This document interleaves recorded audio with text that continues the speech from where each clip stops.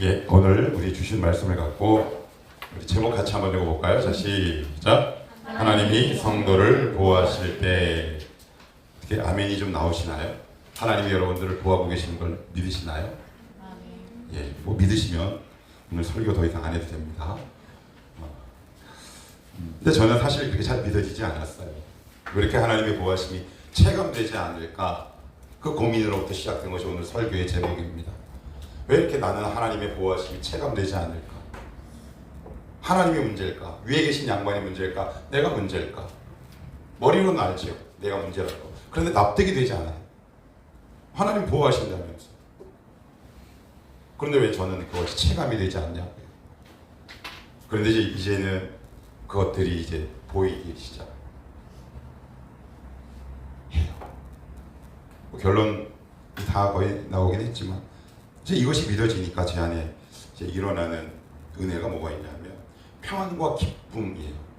믿음의 편차가 점점 줄어들기 시작해요. 그리고 감사가 나오더라고요. 아, 이걸 내가 왜 예전에 미처 몰랐지? 라는 안타까움과 이 은혜를 여러분들과 함께 되게 나누고 싶었어요.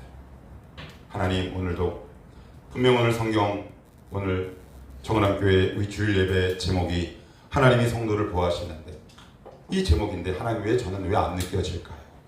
라는 것이 첫 번째 질문이에요. 그죠? 그러면 하나님 어떻게 우리를 도우신다는 말인가요? 성경을 통해서 같이 한번 한 걸음 한 걸음 들어가 봅시다. 하나님, 그래서 이 말씀이 끝나고 나서 우리 가운데 감사가 터지길 원하고요. 우리 가운데 잃어버렸던 회개가 터지기 시작하고요. 때로는 눌렸던 영혼이 자유케 되고요. 때로는 귀신이 쫓겨나고요. 때로는 잃어버렸던 감사와 평안이 여러분 가운데 회복되시기를 살아계신 예수 그리스도의 이름으로 축복합니다. 예배는 말씀은 능력이 있습니다. 말씀을 듣기에 앞서 이렇게 서로 선포합시다. 말씀은 살아있습니다. 말씀은 살아있습니다. 아멘이십니까? 다시요. 말씀은 살아있습니다. 말씀은 살아있습니다. 예, 저는 죽으나 말씀은 살아있습니다. 이 목사는 오늘 죽을지 내일 죽을지 모르지만 하나님의 말씀은 살아있습니다. 이 영광스러운 자리에 하나님이 이 부족한 막대기보다 못한 저를 이 자리에 불러 세우신 것, 그것으로 인해 하나님께 감사와 찬양과 경배를 올려드리고 싶습니다. 얼마 전에 이런 TV 프로그램을 본 적이 있습니다. 여러분들 잘 아는 프로그램입니다. 세상에 어떤 일, 이런 일이. 그 내용이 뭐냐면 이겁니다. 노부부가 있습니다. 70이 넘어요. 취재진이 찾아갑니다. 어떤 일이 생겼을까요? 온 집안이 쓰레기로 가득 차 있는 거예요. 그 주변에 있는 이웃들이 신고를 한 거야. 경찰에도 신고하고 구청에도. 근데 꼼짝도 안 해. 근데 온갖 악취가 계속 나는 거야. 그래서 이제 취재진이 설득을 합니다. 어르신, 이거 주변 사람들이 냄새 나서 너무 괴롭대요. 그래서 설득 해가지고 장마치. 놀라지 마세요. 70이 넘은 두 노부부가 사는 그곳 자원봉사자가 226명이 동원했어요. 쓰레기 양이 어마어마한 거죠. 그 쓰레기 양을 치우고 나니까 150톤. 성인 한 명이 정말 많이 배출해봤자 하루에 2kg 이상을 쓰레기를 배출하지 못하는데 약 7만 5천일 동안 쓰레기를 배출하고 치우지 않아야 그 정도 양이 생긴다. 그러니까 설득을 하는데 다 필요하답니다. 저것도 필요하고, 그리고 배달했던 음식 플라스틱 용기 있잖아요. 깨끗이 씻지 않은 거, 그것이 켜켜이 쌓이는 거. 그러니 얼마나 냄새가 나겠어요. 제작진이 또 설득합니다. 할아버지, 할머니, 어르신, 이거 쌓아두면 안 돼요. 그래가지고 살짝 설득 끝에 구청도 동원되고 심지어 자원봉사자도 동원돼서 드디어 1톤 트럭 그리고 큰 8톤 트럭이 수십 번 왔다 갔다 하면서 겨우겨우 치워. 그걸 이제 장면을 한 정신과 의사에게 보여줬습니다. 그랬더니 그 정신과 의사가 탁 보더니 이렇게 얘기해요. 아, 저분들 저장강박증인데. 저장강박증. 그럼 다 모으는 거예요. 다 모읍니다. 다. 이것도 필요하고 이것도 필요하고 저것도 필요하고 쓰레기도 필요하고. 그걸 보면서 저는 이 생각했어요. 아, 우리가 정상적인 그 길에서 이탈해버리면 미추의 구분이 어려워지는 거야. 아름답고 추한 것의 구분이 어려워져요. 그런데 더 안타까운 게 뭔지 아세요? 5년 후에 요 세상에 이런 일이 제작진이 다시 찾아갑니다. 그런데 똑같이 쓰레기를 쌓아놓고 있습니다. 그런데 이렇게 물어, 왜 쌓아두셨어요? 그랬더니 이것도 필요한 거야. 근데 거기서 제작진이 할 말을 잃어요. 근데 저는 이것이 보통 어른들 그런 거 있잖아요. 못 버리게 하죠. 저희 아내랑 저랑 신혼 초에 티격태격했던 게 뭐냐면, 저희 아내가 저장감박증은 아니에요. 물건에 대한 탐심이 없는데 저희 아내는 잘 못 버리고 저는 잘 버리게 생겼어요, 못 버리게 생겼어요? 잘 버리게 생겼죠. 딱 버립니다. 아, 이거 버려야지 들어와. 이거 갖고 티격태격했어요. 얼마 전에 또 이런 프로그램을 최근에 한 프로그램이에요. 그것이 알고 잡다. 그 제목이 뭐냐면 2024년 청년들의 음지 보고서. 제작진들에게 DM이나 SMS로 연락이 옵니다. 뭐냐면 쓰레기를 도저히 치울 수 없게 된대요. 그래서 더 놀라운 게, 자매들 잘 들어야 돼요. 90%가 여자예요. 그래서 카메라를 들고 갑니다. 온 집안이 쓰레기예요. 그래서 왜 안 치웠어요? 그랬더니 젊은이들은 좀 달라요. 저장 강박증이 아니라 뭐냐면 그 원인이 번아웃, 소진된 거예요. 아니 아무리 소진돼도 쓰레기를 안 치워. 근데 그 정신과 의사가 이런 이야기를 해요. 버릴 것과 안 버릴 것을 생각하는 것도 노동으로 생각합니다. 이 사고의 능력을 잃어버립니다. 그래서 끊임없이 쓰레기를 모으는 거죠. 버릴 힘을 상실하고. 앞에 제가 말씀드린 이 70대 노부부는 저장 강박증. 그러면 이 청년들을 돕는 방법은 뭘까요? 70대 노부부를 돕는 방법은 뭘까요? 여러분이 만약에 이웃이라면 어떻게 도우시겠습니까? 쌓아두게 하시겠습니까? 아니면 버리게 하시겠습니까? 대답을 한번 해보십시오. 저 같으면 버릴 겁니다. 만약에 우리 부모님이라면 강제성을 동원해서라도 엄마, 아빠 이거 버려야 돼. 용역 업체를 저는 부르죠. 이런 경우도 있습니다. 특수청소 노동자라는 얘기 들어보셨죠? 고독사, 범죄 현장을 치우는 사람들. 요즘 20, 30대 청년들의 집을 많이 갔대요. 고독사한 청년들. 그런데 거기서도 역시 80% 이상이 여자랍니다. 쓰레기를 그대로 쌓아두고 있어요. 그러면 그거 어떻게 해야 합니까? 치워야 합니까? 놔둬야 합니까? 놔두면 안 돼요. 제가 이야기를 왜 하냐면 우리의 삶이 너무 비슷해요. 그 말씀을 오늘 3절에서 하고 있어요. 3절 같이 한번 볼까요? 시작. 우리 주 예수 그리스도의 아버지 하나님을 찬송하리로다.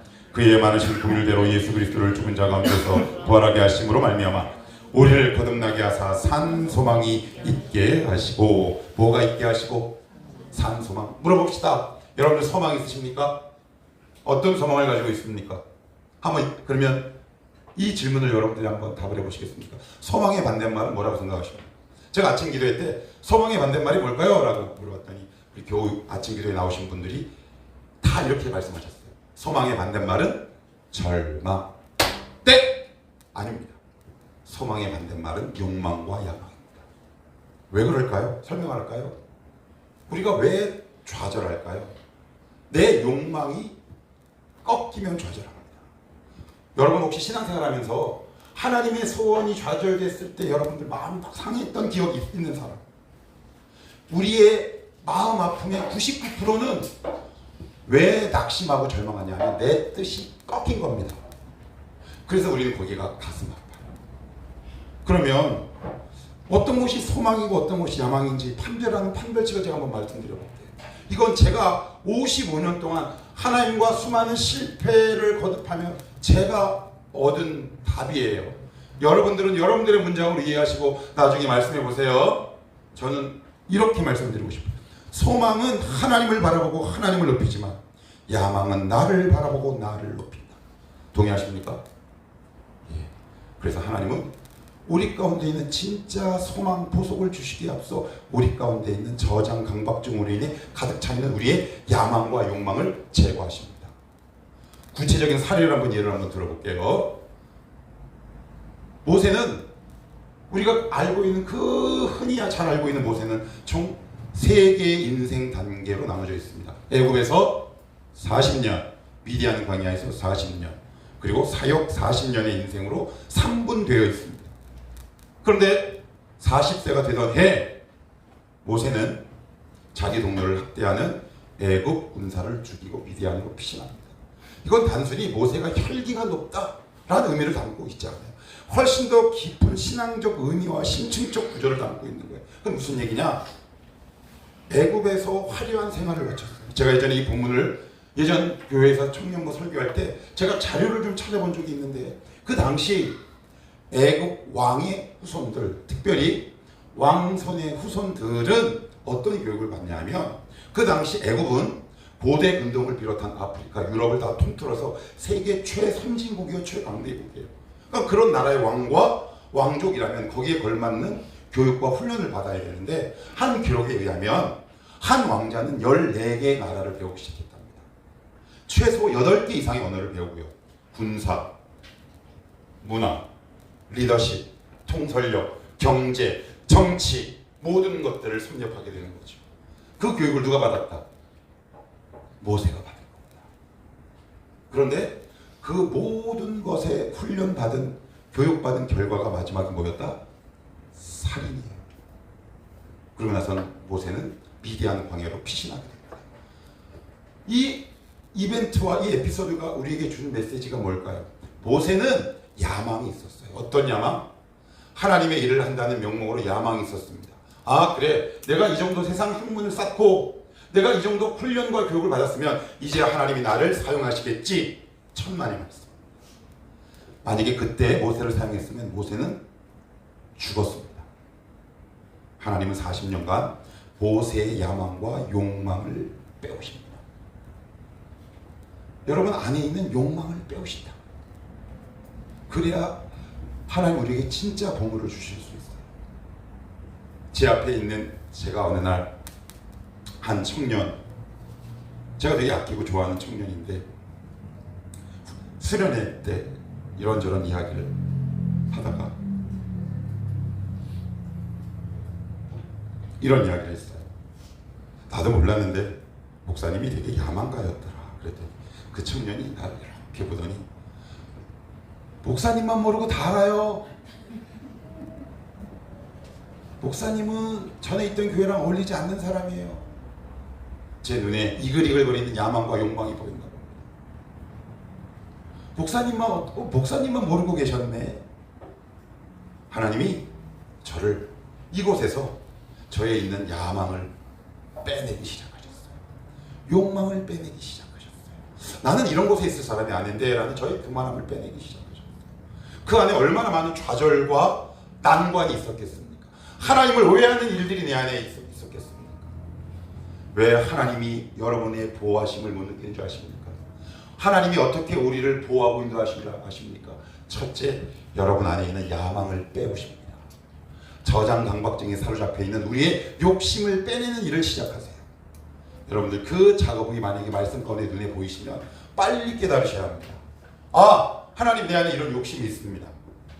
내 안에 이런 탐심이 있습니다. 돈에 대한 탐욕이 있습니다.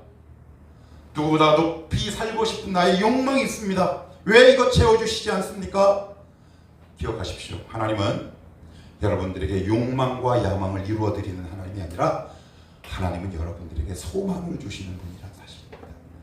그런데 그 소망과 야망과 욕망의 차이를 4절에서는 이렇게 표현합니다. 한번 읽어보시겠습니까, 여러분들이? 자, 시작. 썩지 않고 더럽지 않고 쇠하지 아니하는 유업을 피하시나니 온 너희를 위하여 하늘에 간직하시는 것. 자, 소망의 속성이 나옵니다. 첫째는 뭐 하지 않는답니까? 그 다음은요? 그 다음은요? 그 다음은요? 유업을 있게 하시고. 그러면 반대로 썩는 거, 더러워지는 거, 자꾸 쇠락하는 거, 그리고 있게 하는 것이 아니라 단절케 하는 것은 뭡니까? 야망과 욕망이라는 겁니다. 야망은 반드시 썩게 되어 있습니다. 왜요? 그 출발점이 어디이기 때문에? 나이기 때문에. 인간으로부터 나오는 모든 것들은 하나님의 심판 때에 반드시 설만 아니라 썩게 되어 있습니다. 그런데 하나님이 이것을 여러분들에게 주셔야겠습니까? 여러분들에게 어떤 것을 먼저 주셔야겠습니까? 소망을 주셔야겠습니까? 아니면 야망과 욕망을 이루어 주셔야겠습니까? 근데 왜 우리는 하나님 나의 야망과 욕망을 이루어 주시옵소서. 조금 더 비근한 예로 얼마 전에 어떤 청년이랑 얘기하다가 목사님 이제 우리 교회도 막 기도해가지고 막 사람들이 막 오기 시작해요. 근데 저는 하나도 중요하지 않아요. 여러분 오늘 이 자리에 온 여러분들이 소중하지 않다는 것이 아니라 저는 그저 하나님만 바라보는 소망의 믿음을 유지하기로 결단했어요. 그래야 제가 흔들리지 않아요. 왜냐하면 목회자는 이 세상에서 가장 악하고 사악할 수 있는 존재입니다. 왜요? 신앙과 말씀을 빌미로 포장과 위장이 가능한 존재가 바로 목사입니다. 하나님이 그 나의 본 모습을 20년 가까이 벗겨내셨습니다. 제 안에 있는 야망을, 누구보다 높은 곳에 위치하고 싶은 바벨론 같은 나의 욕망을 땅끝까지 끌어내리셨습니다. 저는 제가 대단한 줄 알았습니다. 그런데 그게 아니더라. 하나님은 내 안에 있는 야망과 욕망을 끌어내셨어요. 그러면서 뭘 보나요? 제 안에 있는 이렇게 쌓여있는 쓰레기들을 보게 됩니다. 자, 그럼 두 번째, 하나님 우리를 어떻게 인도하고 보호하십니까?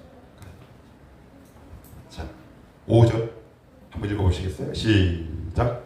너희는 말세에 나타내기로 예배하신 구원을 얻기 위하여 믿음으로 말미암아 하나님의 능력으로 보호하심을 받았느니라. 보호하심을 받을 것이니라. 받았느니라. 시제가 뭡니까? 과거요. 근데 여러분 안 느껴지시잖아요. 그죠? 느껴지세요? 자, 이제 더 깊이 들어가요. 나는 왜 이렇게 하나님의 보호하심이 안 느껴질까? 창세기 33장을 찾아보십시오.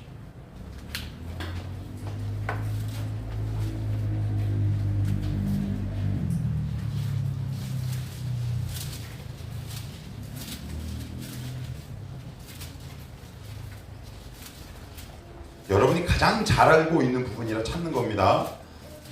이 외에도 엄청 많습니다. 33장. 자, 1절입니다. 1절. 자, 1절, 2절 시작. 야곱이 눈을 들어보니 에서가 400명의 장군을 거느리고 모이는지라. 그의 자식들을 나누어 레아와 라헬과 그 여종들에게 맡기고 여종들과 그들의 자식들은 앞에 두고 레아와 그의 자식들은 다음에 두고 라헬과 요셉은 뒤에 두고. 이게 무슨 얘기냐면 하나님이 야곱에게 일관되게 하신 명령이 뭐냐면 이거예요. 베델로 올라가라. 베델은 하나님의 집, 주님과 야곱이 뜨겁게 만난 장소인 동시에 하나님이 에서와 화해하기를 요구하십니다. 그런데 야곱의 입장에서는 형의 장자권을 거짓말로 편취했기 때문에 야곱의 입장에서는 에서를 만나는 것이 곧 뭐를 상징하는 거예요? 죽음을 상징합니다. 그런데 하나님은 계속 에서 쪽으로 그의 발걸음을 인도하십니다. 더군다나 어떤 일이 발생하는 줄 아십니까? 그 유명한 야곱의 씨름, 야복강에서 천사와 씨름하다가 환도뼈, 즉 허벅지 이쪽에 있는 여기가 위골, 뼈가 이렇게 부러집니다. 골절상을 입어요. 그래서 어떻게 걷느냐? 예전에 제가 한 연극을 봤어요. 야곱에 관련된 연극. 거기서 한 연기자가 리얼하게 표현했는데 지팡이를 짚고도 다리를 절뚝절뚝 겁니다. 뒤에는 누가 옵니까? 에서가 옵니다. 그런데 하나님은 에서를 향해 피해갈 수 있는 두 다리를 주는 대신에 다리 하나를 부러뜨려 버립니다. 야곱의 뜻과 반대입니까? 똑같습니까? 반대죠. 예. 하나님은 우리의 뜻에 반대되는 길로 인도하시고 우리를 보호하십니다. 여러분의 뜻대로 다 갔으면 이 중에 이 자리에 나올 사람은 그 누구도 없습니다. 만약에 이 목사가 내가 그렇게 가고 싶어 했던 강남의 화려한 강남교회만 갔다, 저는요 이단에 빠졌거나 벌써 타락했습니다. 저는 저를 압니다. 사기에 능통하고요, 팬덤 정치를 할 수 있는 사악함이 있고요, 그리고 저의 말씀시 원변을 통해 누군가를 구할 삶았을지 모릅니다. 그래서 저는 알아요. 여러분 잘 보십시오. 왜 이렇게 하나님이 사사건건 내 인생의 반대를 걷게 하시는가? 만약에요, 야곱이 다리가 부러지지 않고 자기의 뜻대로 튼튼한 다리였다면, 여러분 33장 1절 앞부분에 뭐라고 시작합니까? 시작. 야곱이 눈을 들어보니 에서가 400명의 장정, 히브리 원어는 이렇게 되어 있습니다. 아미, 군대랍니다. 선별된 정예 군인입니다. 근데 지금 야곱은 도보나 혹은 끼키야 낙입니다. 1, 2절에 보시면 그 쭉 피난가는 열이 순서가 정해져 있습니다. 거의 다 민간인입니다. 그러면 도망가봤자 에서의 추격을 피할 수 있습니까? 다 죽습니다. 다 죽어요. 그러니까 우리가 이것을 눈에 보이지 않으니까 하나님 향해 끊임없이 원망을 갖고 있습니다. 하나님, 왜 제가 가는 길을 반대하십니까? 그래서 하나님이 때로는 여러분이 끝까지 고집하면 유예하시고 허락하십니다. 혹독하게 내 고집을 죽어냈던 대가를 치르게 하신다. 하나님 만약에 최근에 어떤 일을 반대하시는 것이 분명하시면 여러분들 이렇게 기도하십시오. 하나님 감사합니다. 나를 보호하고 인도하시니 감사합니다. 이렇게 기도하셔야 합니다. 왜 여러분의 뜻대로 여러분의 삶이 다 이루어져야 합니까? 거기에 대한 결과와 열매를 여러분들이 책임질 수 있습니까? 하나님은 우리를 인도하고 보호하실 때 어떻게 인도하고 보호하신다? 나의 뜻을 반대하시고. 좀 더 구체적으로 한번 살펴보십시다. 민수기 21장도 한번 찾아봅니다. 민수기 21장.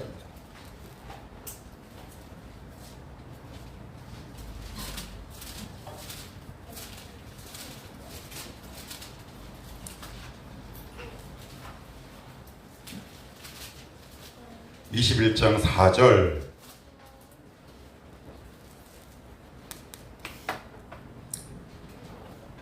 자, 거기 소제목이 뭐라고 되어 있어요? 노뱀으로 백성을 구하다. 그 얘기입니다. 4절 보시면 백성이 호르산으로 산에서 출발하여 홍해길을 따라 에돔 땅을 우회하려 하였다가 길로 말미암아 백성의 마음이 상하니라. 5절 읽습니다. 시작. 백성이 하나님과 모세를 향하여 원망하되 어찌하여 우리를 애굽에서 인도해내어 이 광야에서 죽게 하는가? 이곳에는 먹을 것도 없고 물도 없도다. 우리 마음이 이 하찮은 음식을 싫어하노라. 어떤 음식이요? 하찮은 음식. 이 음식이 뭘까요? 말씀이에요. 여러분, 하나님 우리의 인생을 이렇게 딱 반대하실 때 우리가 처음 나오는 반응이 뭔지 아세요? 말씀을 이렇게 거부합니다. 굉장히 놀라운 우리는 힘이 있습니다. 말씀을 거부할 수 있는 존재는 참 피조물 가운데 인간이 유일합니다. 창세기에 보시면 무엇대로 되니 이렇게 되어 있습니까? 말씀대로 되니. 근데 오직 말씀대로 잘 안 되는 존재가 누굽니까? 인간, 사람이에요. 이건 굉장히 놀라운 은혜와 축복입니다. 하나님의 말씀을 거역할 수 있는 권리와 따라갈 수 있는 의지를 동시에 주신 피조물 중에 으뜸. 그런데 가장 첫 번째 나오는 반응이 말씀을 밀어냅니다. 제가 이 본문을 예를 드는 건 최근에 제가 이것을 아주 짧게나마 경험했습니다. 제가 최근에 기도했던 기도의 제목들이 있습니다. 넘었다고 생각했던 내 믿음의 수준과 단계가 있었어요. 그런데 어느 날 제 마음속에 내 뜻대로 되지 않았을 때 나도 모르게 올라오는 쓴뿌리가 해결되지 않은 채 말씀을 딱 보는데 저는 분명히 아멘하고 싶은데 제 마음에서 말씀을 이렇게 밀어내더라고요. 그러면서 이 구절이 너무 생생하게 떠오르는 거예요. 너 지금 나를 네 마음으로 밀어내고 있다. 근데 중요한 게 이게 아니라 더 깊은 의미가 있어요. 그 다음 하나님이 너무 속상하셔서 불뱀을 보내시죠. 그런데 그 불뱀이 뭐냐면 이 지역에 원래 살고 있던 토종뱀이에요. 이게 무슨 이야기일까요? 무슨 이야기예요? 평소에 이스라엘 공동체를 불뱀이 물지 않도록 보호하셨어요. 그런데 언제가 되니까 깨달은 거예요. 불순종하고 마음에 원망하고 나서 불뱀에 쏘여 보이니까 하나님이 평소에 나를 보호하셨구나라고 깨닫게 되는 거죠. 여러분, 어떤 꼭 일이 있어야지 우리는 그 하나님의 은혜를 경험하는데, 여러분, 우리가 왜 평소에 꾸준히 기도와 말씀의 자리로 가야 하냐면 이것을 우리가 날마다 눈으로 확인해내지 않으면 어떤 일을 꼭 겪고 나서야 깨닫게 되는 거예요. 하나님은 우리를 눈을 뜨고 계시나 서 계시나 앉아 계시나 성도들을 향해 우리의 주님의 마음과 눈이 달려있다는 거예요. 최근에 어떤 반대 하나님 직면해 보셨나요? 안 돼! 라고 거절을 당하셨나요? 그래서 여러분들의 마음이 막 쓰리고 아프셨나요? 그런데 그것이 우리를 보호하고 지키시려는 하나님의 또 다른 보호 방법이에요. 오늘 아까 5절에 보시면 믿음으로 말미암아 보호를 받았다라는 이 믿음의 두 가지 뜻이 있어요. 하나는 피스티스인데 헬라어 원어에는 두 가지 뜻이 있어요. 하나는 믿음, 신실함. 무슨 뜻이냐? 성도가 하나님을 향한 신뢰라는 뜻도 있고요. 그보다 더 중요한 뜻이 뭐냐면 최근에 신약 성경학자들이 이 본문을 이렇게 해석해요. 이 믿음을 주격으로 이해해서 하나님이 성도를 향한 성실함 이렇게 해요. 하나님은 우리를 향해 성실하세요. 그 성실함의 근거가 뭐다? 사사건건 반대하는 것처럼 보이는 거죠. 사사건건 반대하는 것처럼. 그러면 하나님 왜 이렇게 사사건건 반대하시나요? 라고 물을 게 아니라 여기서 철이 든 사람은 그 다음 단계로 나가죠. 어떻게 나가요? 어떻게 하는 것이 하나님의 뜻일까요? 이게 지혜죠. 그런데 믿음이 자라지 않는 사람들은 항상 그 자리에 머물러 있어요. 왜 반대만 하십니까? 제가 잘 되는 것이 그렇게 배가 아프십니까? 이러다가 인생을 마감하는 사람도 있고요. 신앙이 성숙하고 말씀과 기도의 자리로 나가는 사람들의 특징이 뭐다? 하나님, 그러면 제가 어떻게 하면 좋을까요? 제가 사전 동의 없이 여기 우리 집사님 예를 들어서 너무 죄송한데 집사님이 어느 날, 유 집사님이 어느 날 저랑 얘기하다가 이런 이야기를 하더라고요. 어떤 이야기냐면 목사님 최근에 제가 이런 기도 제목이 너무 지금 궁금해서 하는데 갑자기 기도하려고 탁 그러니까 우리 청월함교회 수많은 성도들의 삶을 위해서 기도하게 하시는데 왜 이렇게 마음이 안타깝고 눈물이 나는지 모르겠습니다. 그런데 자꾸 저를 위한 기도 제목으로 돌아가고 싶어도 그게 잘 안 되는데 그냥 하나님이 시키는 대로 기도했더니 기도하고 나갈 때 마음이 너무 평안하고 기뻤다 라는 이야기를 들었어요. 이런 것들이지요. 하나님이 여러분들 반대하셨다 그러면 어떻게 하시라? 물어보십시오. 하나님 왜 반대하셨고 어떻게 하는 것이 하나님의 뜻을 이루어드리는 일일까요? 물어본 적 있습니까? 근데 우리는 민수기 21장에 나오는 이스라엘 백성들처럼 어떻게 합니까? 원망부터 합니다. 나 또 못 살게 괴롭히네 장이수처럼. 그죠? 하나님의 마석도 형상입니까? 장이수 끝까지 따라가서 못 살게 구는 그런 무서운 형사 같은 분입니까? 하나님이 안 돼 하면 이유가 있어요. 그래서 어떻게 하냐 이렇게 물어보십시오. 하나님 최근에 제가 계획하고 머리에 그렸던 이 일이 너무 좌절돼서 속이 상한데 그러면 여기서 저에게 원하시는 하나님의 뜻이 뭐가 있나요? 라고 물어보십시오. 그러면 그런 기도는 하나님이 가장 빨리 신속하게 응답하십니다. 이런 기도를 드릴 때 우리의 삶이 덜 고달프기 시작합니다. 이 질문하며 사시겠습니까? 이 기도하며 사시겠습니까? 마지막으로 베드로는 우리를 향해 이렇게 권면합니다. 여기 한번 봅시다. 8절입니다. 8절. 베드로전서 1장 8절입니다. 시작. 예수를 너희가 보지 못하였으나 사랑하는도다. 이제도 보지 못하나 믿고 말할 수 없는 영광스러운 즐거움으로 기뻐하니. 여기 보시면 이 편지를 받는 성도에게 뭐라고 얘기합니까? 베드로가 예수를 너희가 보지 못하였으나 뭐한대요? 사랑하는도다. 그래요. 이 당시 이 서신을 받는 그 디아스포라 유대인과 초대 기독교인들은 예수님을 직접 본 적이 실질적으로 없어요. 누구만 만나요? 이스라엘 지역에서 살고 있는 백성과 12제자 외에는 예수님을 직접 본 적이 없는데 사랑한대. 이건 단순히 너희가 안 보고 주님을 사랑했다라는 의미보다 훨씬 더 깊은 의미가 있어요. 뭐예요? 눈으로 보여지는 것. 하나님이 너에게 눈으로 뭔가를 보여주시지 않아도 나를 사랑할 수 있겠니? 라고 물어보는 거죠. 하나님은 여기까지 우리를 이끌고 가시는 거예요. 이해가 되세요? 나는 네가 나를 조건 없이 사랑했으면 좋겠어. 왜? 하나님도 우리를 조건 없이 사랑하셨으니까. 여기까지 우리를 이끌고 가세요. 우리를 향한 하나님의 고집이고 하나님의 열심이라는 말이에요. 물론 이 단계까지 가는 데는 시간이 조금 필요하지요. 오늘 이 자리에 왜 나오셨습니까? 하나님을 사랑해서 나오셨나요? 아니면 하나님께 뭔가 얻을 게 있어서 나오셨나요? 그냥 하나님을 하나님 있는 그대로 사랑하십시오. 그것이 성도의 권리요 진짜 은혜 받은 자의 특권입니다. 그럴 때 우리 가운데 은혜가 넘쳐나게 되는 거죠. 하나님 감사합니다. 저래도 감사합니다. 이래도 감사합니다. 그리 아니하실지라도 감사합니다. 아이고 우리 유집사님이 제일 싫어하는 말씀인데 그리 아니하실지라도 어서 죽을 그 고백을 참 오랫동안 하셨어요.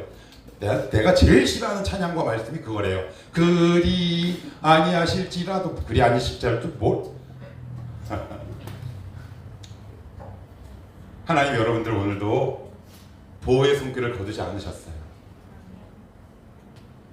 마지막으로 시간 관계상 찾아보진 않는데 다윗이 어느 날 계획에도 없는 왕이 될 운명을 맞이하게 됩니다. 다윗은 어떤 꿈도 꾸지 않았어요. 왕의 비전을 꿈지 않았어요. 하나님께서 일방적으로 찾아오시고 너 왕이야. 근데 그 이후에 혹독한 훈련을 받게 됩니다. 그러다 어느 날 유다 국경 바깥으로 나와 있는 다윗에게 이렇게 말씀합니다. 너 다시 유다 안으로 들어가. 그 당시 다윗이 살 길은 사울의 추격을 피해 유다 국경 바깥으로 도망치는 거예요. 말을 안 들어요. 그랬더니 잠시 전쟁에 나가 있는 틈을 타 이방 족속들이 그의 온 부락을 불태우고 남녀노소를 다 데려가 버립니다. 여러분 우리 이렇게 오해해요. 하나님 말씀 안 드리면 벌 주시면 아니에요. 하나님이 이렇게 가면 망할 줄 알고 일부러 우리의 삶과 의지를 이렇게 꺾으시는 겁니다. 자꾸 오해해요. 내가 이렇게 해서 벌 받았나 보다. 그게 아니라 하나님은 전지하시잖아요. 우리가 고집하는 그 길의 종착이 뭔지 너무 잘 알고 계시는 거예요. 그런데 꺾지 않고 내가 가면 하나님이 주신 겁니까? 내가 자초한 겁니까? 내가 자초한 거예요. 여러분 오해하시면 안 돼요. 내가 그 길을 선택한 거라고요. 내가 말을 안 듣으니까 하나님께서 하나님 그렇게 째째하지 않으세요. 우리 기억합시다. 하나님은 우리를 인도하고 보호하실 때 첫째 야망과 욕망을 꺼내십니다. 포기하게 하세요. 두 번째 우리의 계획을 때로는 반대하고 꺾으심으로 우리를 인도하고 보호하십니다. 그때 어떻게 하시라고요? 한번 물어보십시오. 하나님 어떻게 하면 좋을까? 거기에서 하나님의 진짜 인도하심을 경험하게 되고요.